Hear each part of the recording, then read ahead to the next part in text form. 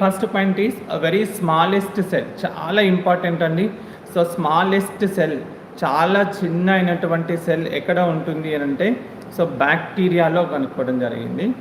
So దాని యొక్క size ఏంటి అంటే so 0.1 to 0.5 micrometres, 0.5 to 0.5, 0.1 to 0.5 micrometres.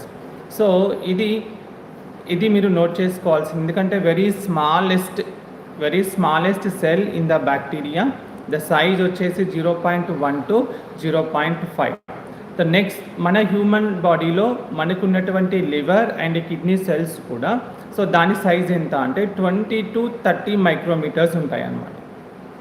20 to 30. So మనకి ఇప్పుడు ఎన్ని సెల్స్ అయ్యాయి?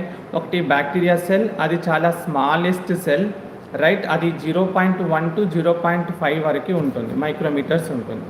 తర్వాత హ్యూమన్ బాడీలో కూడా ఉన్నటువంటి liver as well as the kidney cells, అవి 20 to 30 ఉంటుందన్నమాట. Next cell, right. సో ఇవి సెల్స్.